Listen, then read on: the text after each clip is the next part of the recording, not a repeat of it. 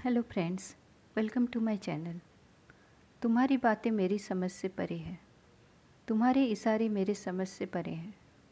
क्या इंग्लिश मेरी समझ से दूर है?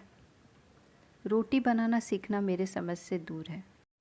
ऐसे सेंटेंसेस को हम इंग्लिश में कैसे बोलेंगे? ऐसे सेंटेंसेस को बोलने के लिए हम एक स्ट्रक्चर का यूज़ करते हैं जो है बियॉन्ड अंडरस्टैंडिंग और कम्प्रीहेंसन।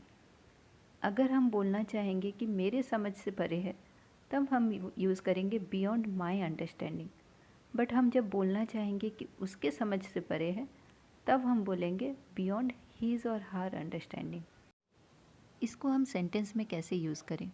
इसको यूज़ करने का रूल है subject plus helping verb plus beyond my his और हर अंडरस्टैंडिंग। आप अंडरस्टैंडिंग भी लिख सकते हैं या फिर कम्प्रीहेंसन भी लिख सकते हैं। Let's see some examples of it so you can get a clear concept.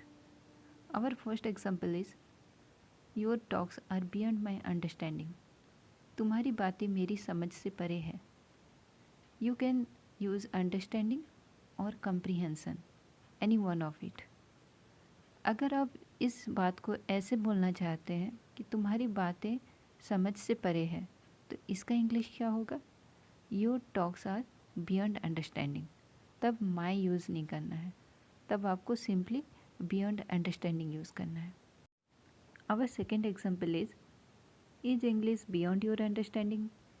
क्या इंग्लिश मेरी समझ से दूर है या परे है?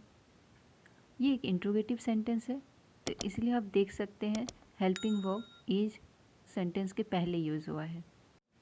हमारा नेक्स्ट एग्जाम्पल है his irresponsible actions are beyond my understanding. उनकी गैर जिम्मेदाराना हरकतें मेरी समझ से परे है। मान लो कोई इंसान बहुत ही गैर जिम्मेदार है या इरेस्पॉन्सिबल है, तब आप परेशान होकर क्या बोलते हैं? His irresponsible actions are beyond my understanding.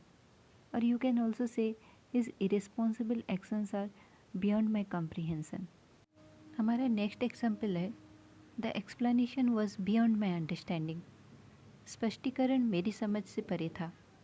मान लो आप कोई मोबाइल शॉप में मोबाइल ख़रीदने गए हो और वहाँ पे जो डीलर है वो आपको मोबाइल के फ़ीचर्स के बारे में सब कुछ एक्सप्लेन कर रहा है, बट आप कुछ समझ नहीं पा रहे हो। तो इस सिचुएशन में आप क्या बोलोगे? The explanation was beyond my understanding. हमारा नेक्स्ट एग्जाम्पल है your gesture are beyond his और हर अंडरस्टैंडिंग। तुम्हारा इशारा उसकी समझ के परे है।